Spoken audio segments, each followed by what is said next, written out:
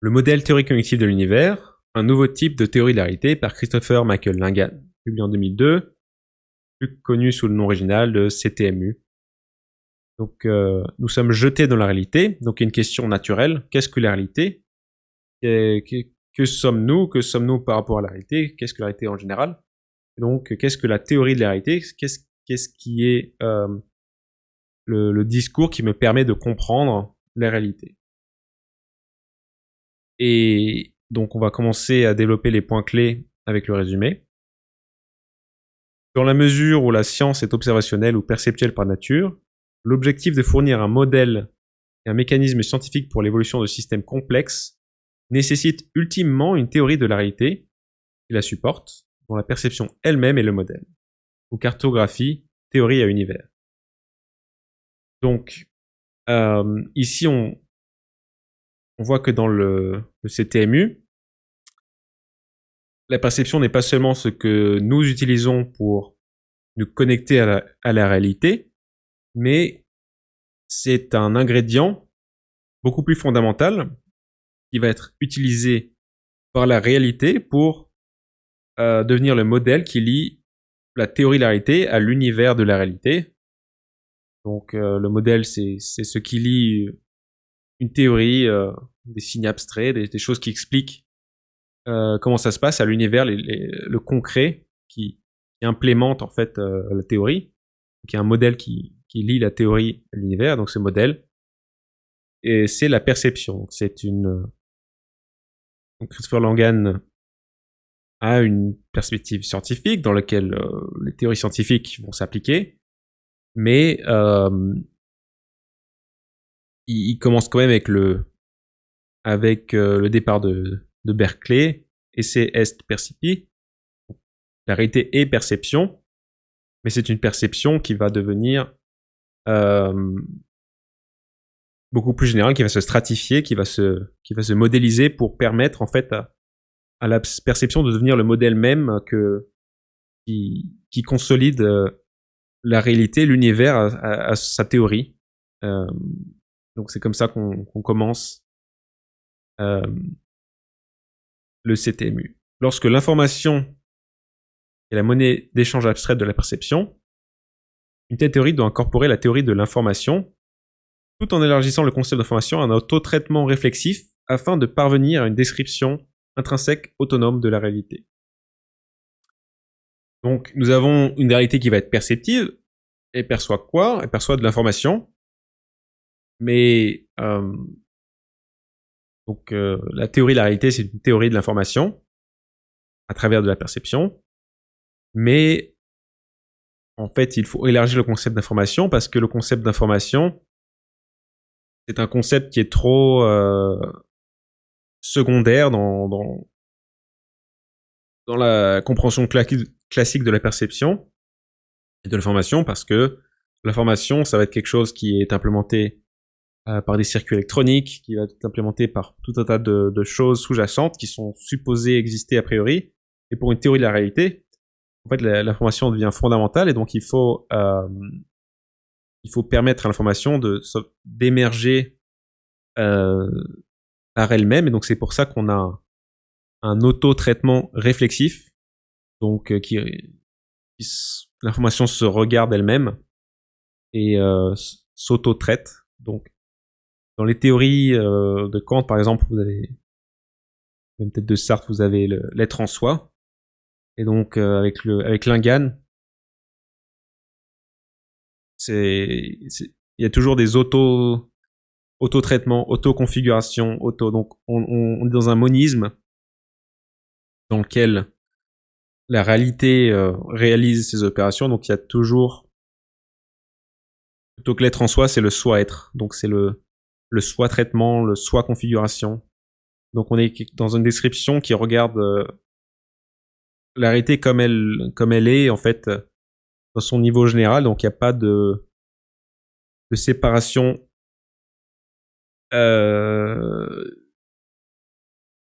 il n'y a pas d'isolement de l'être en soi plus loin, et c'est toujours on va discourir sur la réalité, ce qu'elle fait elle-même, et donc il y a beaucoup de soi chose. Donc l'information ne peut pas être quelque chose qui est secondaire, qui est supporté par autre chose, vu que c'est quelque chose de fondamental, et donc elle doit avoir un auto-traitement réflexif.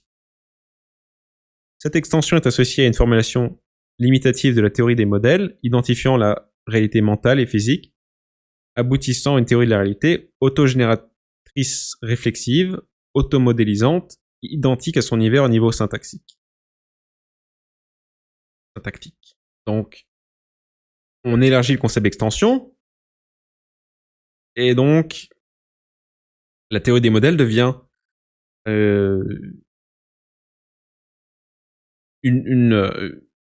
usuellement comprise comme une limite d'une théorie plus générale qui identifie la réalité mentale et physique, qui permet en fait à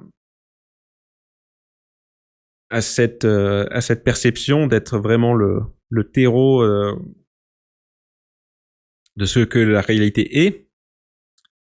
Et donc, on a une théorie de la réalité qui devient autogénératrice, elle se génère, réflexive, donc elle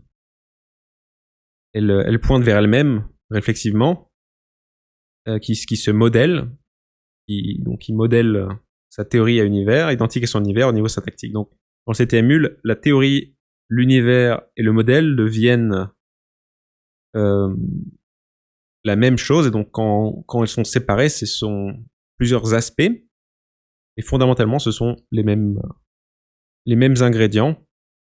Donc, c'est une théorie qui se veut extrêmement innovante, un peu radicale, qui va présenter une théorie comme s'auto-modélisant. Voilà. Donc, et donc, quelles sont les propriétés de cette théorie? Quels sont les aspects? Quelles sont les choses qui permettent de faire en fait qu'on arrive à ce point où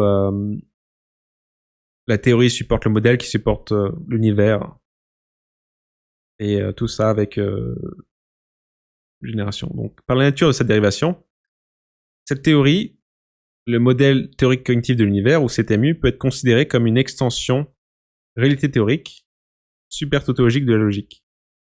Donc la logique, c'est ce qui permet de dire ce qui est vrai et faux.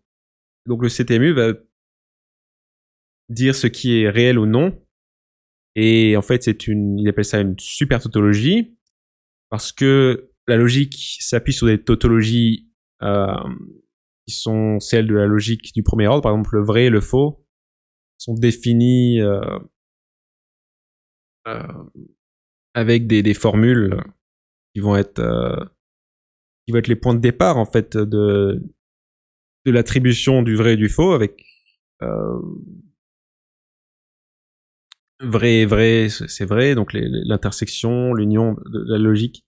Donc, il y a des graines tautologiques, mais là, pour la logique telle qu'on la comprend, et qui nous permet de classifier nos perceptions, ce qui est vrai, ce qui est faux, ce qui est là, ce qui n'est pas là.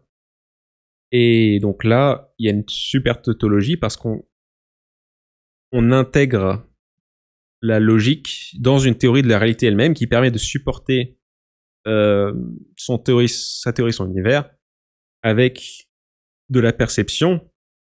Et donc la logique n'est pas vide sur un papier, n'est pas en manque de possibilités d'exécution, de configuration. On est dans un modèle où la logique devient intégrée dans une théorie de la réalité qui est plus puissante, et donc c'est pour ça qu'on est dans une super tautologie. Unissant la théorie de la réalité à une forme avancée de la théorie du langage informatique, et donc je crois qu'en langue originale c'est plutôt computationnel, le CTMU décrit la réalité comme un langage autoconfigurant, autotraitant, ou SCSPL, un langage intrinsèque réflexif caractérisé non seulement par l'autoréférence et l'autodéfinition récursive, mais aussi par la pleine autoconfiguration et auto-exécution. Fonctionnalité de lecture, écriture réflexive. Donc, en fait, ce modèle qui permet de créer cette super tautologie, qui permet de contenir la logique en lui-même, c'est un modèle qui qui est une extension des théories computationnelles du langage avec des automates, avec des symboles, avec des signes, avec des fonctions. Et on arrive à, quand on modèle en fait cette réflexivité, on arrive à un langage intrinsèque réflexif qui a besoin en fait pour émerger d'autoréférence, d'autodéfinition récursive.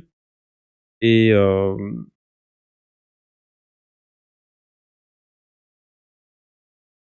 ce sont des caractéristiques qui donnent en fait plus philosophiquement des propriétés d'omnipotence, d'omniprésence. Donc on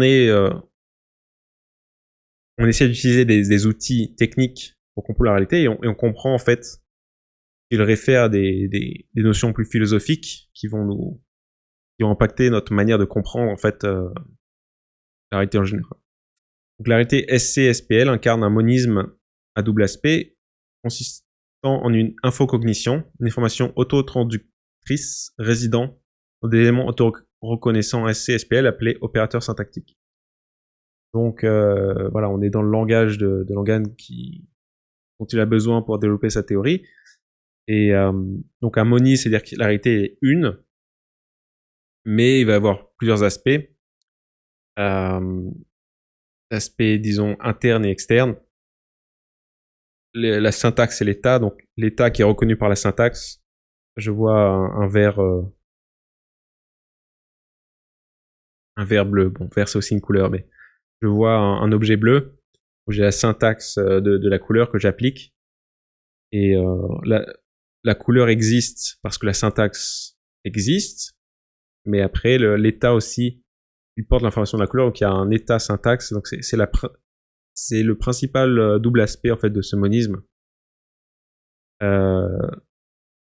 Et donc vous avez une information et une cognition qui sont les règles syntactiques qui permettent de placer l'objet, de placer l'information dans une structure qui a du sens, qui a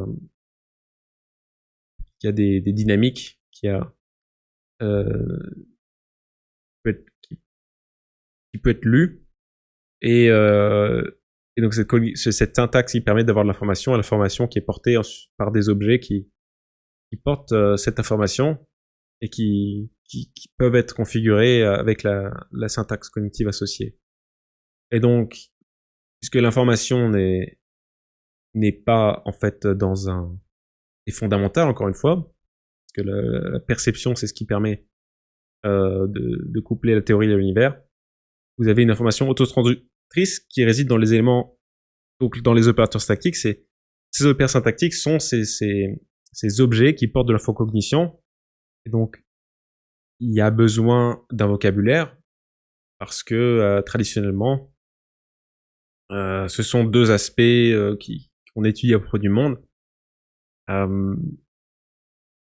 Ce sont pas des choses qui sont couplées dans un seul objet, mais Langan va essayer de développer pourquoi en fait on a besoin d'un objet qui est à la fois information et cognition.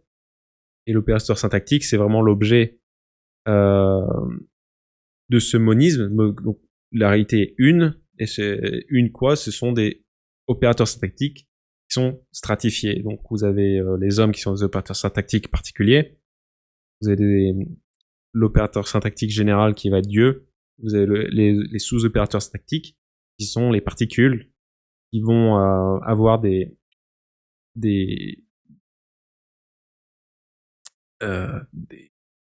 participations configuratives limitées.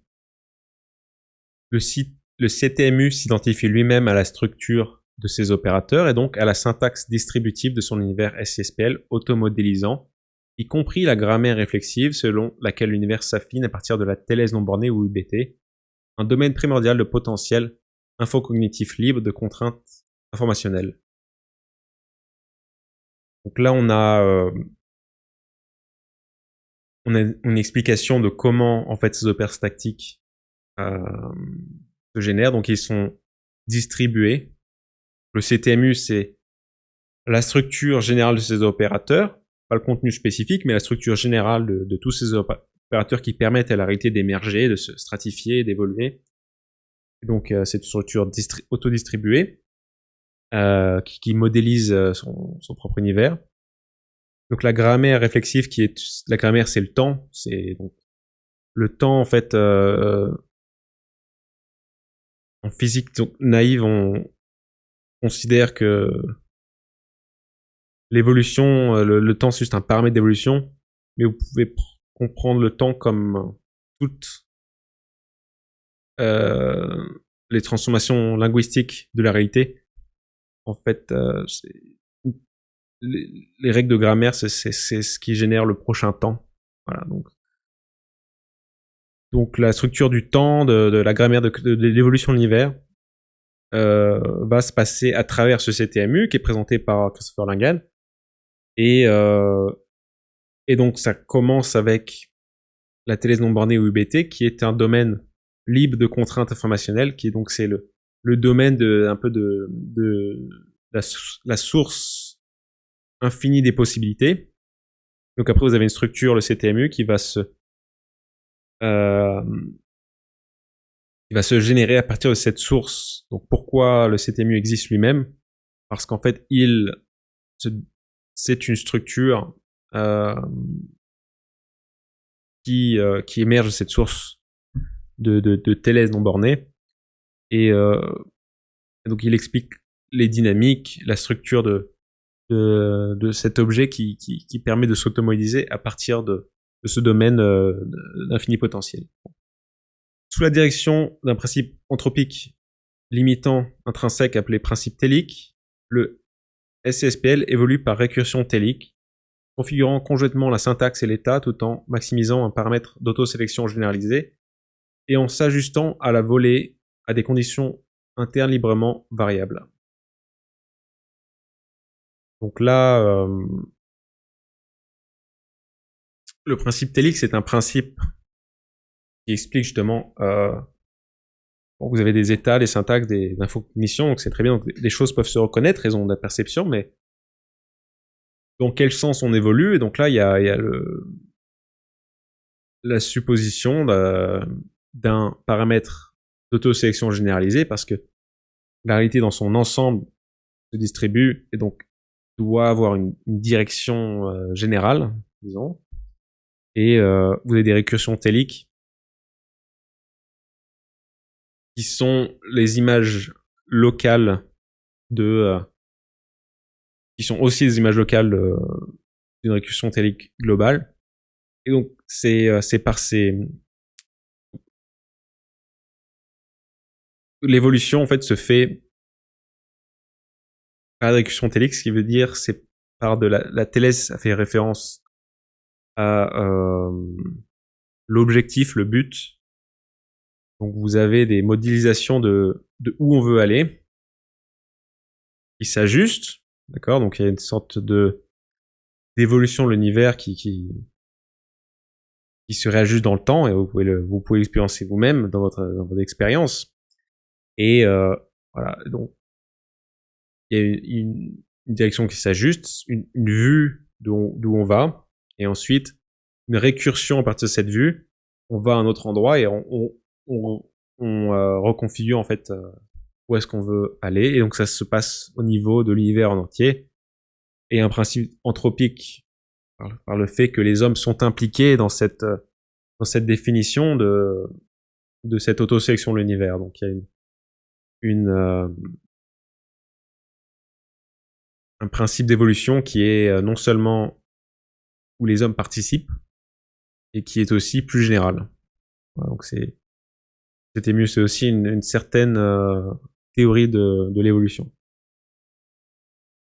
Le SCSPL relie l'espace, le temps et l'objet au moyen de dualité conspensive et de conspension.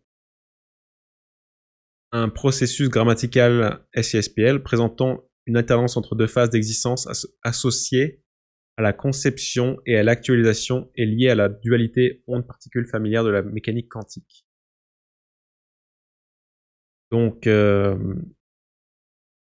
nous avons ces objets qui sont distribués, et donc l'espace, le temps et l'objet sont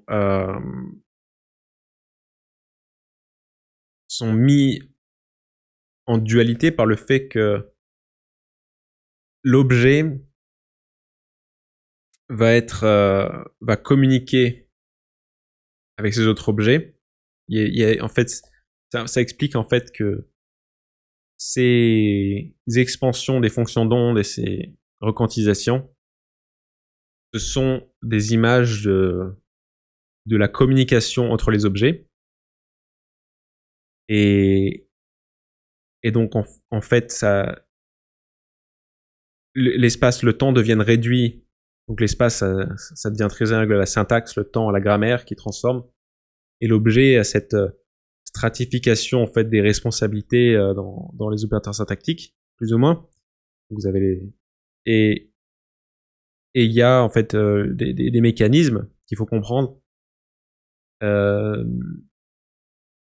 Comment se passe la communication? La communication se fait avec on appelle une dualité conspensive, qui est ce phénomène d'expansion en fait de nos syntaxes locales, et ensuite de requantisation, qui font qu'on communique entre nous, entre l'univers, et que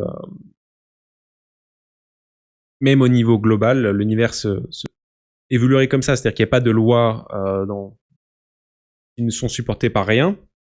Donc la réalité est toujours perceptive, mais donc comment se perçoit la réalité, comment se configure la réalité, c'est par ces dualités entre espace-temps et objet qui font que les objets vont communiquer entre eux, vont se percevoir, vont faire des récursions téliques entre l'information qui sont accessibles à eux, etc. Et faire que l'univers évolue, quoi. En distribuant la phase de conception de la réalité sur la phase d'actualisation, l'espace-temps conspentif fournit également un mécanisme distribué pour la conception intelligente, contigu au principe restrictif de la sélection naturelle, un moyen basique de génération d'informations et de complexité. Donc là, donc la sélection naturelle, c'est un phénomène qui a lieu dans une certaine mesure, mais qui est une restriction d'un phénomène plus général, où l'espace-temps conspensif, donc qui va être la distribution, la communication des syntaxes des objets aux objets aux alentours,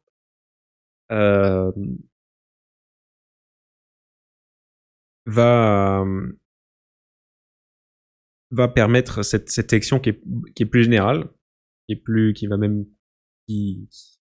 détermine les lois de l'univers, qui détermine, qui est vraiment au niveau général d'une théorie de la réalité. Et donc il y a une conception intelligente qui peut se faire parce que les objets qui ont des contraintes locales en fait, sont en relation avec un objet global qui a une structure particulière et qui lui aussi évolue par récursion télique avec son paramètre de sélection, et donc il peut créer des phrases, qui peut créer des lignes de temps de configuration de syntaxe à partir d'un objectif intelligent de ce qui est de ce qui serait désirable, tout en changeant à chaque fois avec les conditions internes librement, avec le retour aussi des opérateurs locaux. Et donc voilà, donc il y a la conception de la réalité sur la phase d'actualisation, c'est-à-dire que la réalité dans tout le temps, en fait, elle s'actualise et elle se génère aussi en tout temps. Donc il y a cette notion en fait de réalité qui serait fixée aussi est quelque chose qui n'est pas acceptable pour la théorie de la réalité de Langen, parce que l'univers, c'est ce choix d'exister, c'est cette distribution de cette double phase de conception d'actualisation. Et donc c'est à chaque instant on a la création de ou l'image de la création de l'univers, ce qui étend les compréhensions de ce que de la sélection naturelle, avec une sélection qui est générale. Bon, abordant l'évolution physique non seulement au niveau biologique mais aussi au niveau cosmique, Le CTMU s'attaque aux carences et aux paradoxes les plus évidents associés au modèle de réalité discret et continu classique, y compris la directionnalité temporelle et l'accélération de l'expansion cosmique, tout en préservant pratiquement tous les avantages majeurs des paradigmes mathématiques et scientifiques actuels. Encore une fois, donc il y a des problèmes avec qu'on a une direction du temps qui est du passé vers le futur. Il y a cette lacune de l'intelligence qui se génère en fait à partir de quelque chose qui pourrait être compris comme dont le point de départ n'est pas compris, qui n'a pas de support. Et le CTMU avec cet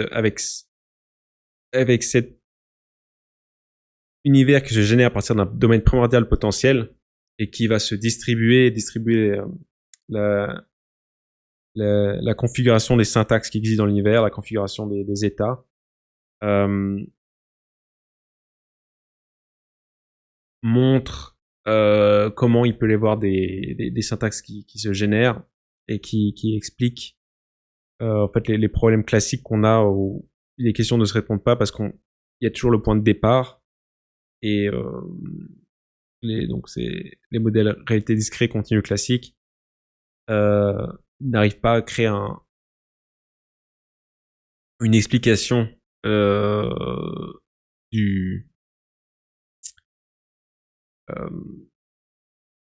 comment tout ça interagit.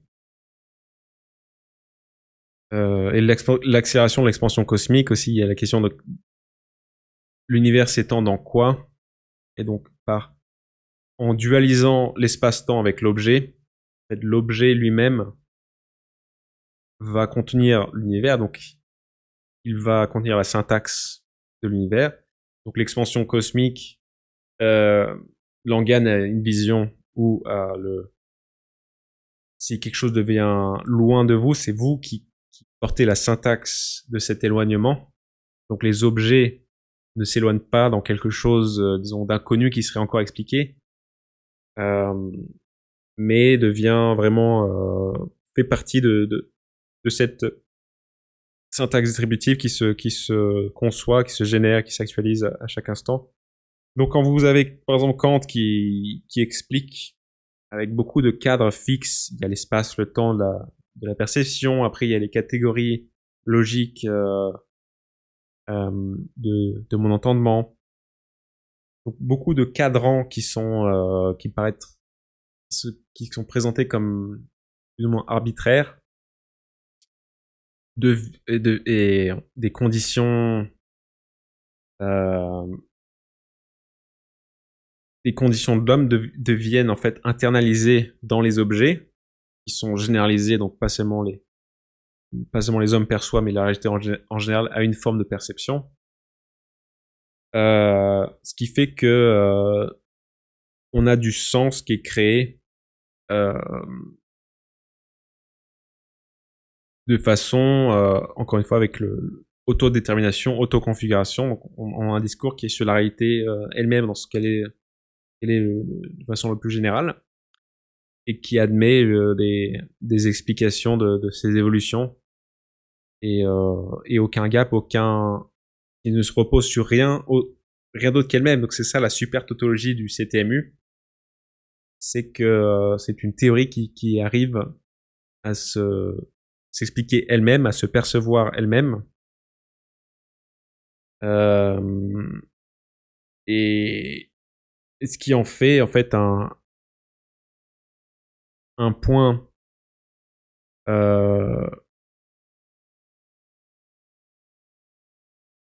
un point d'explication, un point de départ d'explication, comme la logique est un point de départ pour avoir un discours, le CTMU devient un point de départ pour avoir un modèle, une théorie de la réalité en général. Et parce que par la construction du CTMU lui-même, les avantages majeurs des paradigmes mathématiques et scientifiques sont conservés par le fait que les syntaxes mathématiques qui régulent l'évolution du monde autour de vous deviennent des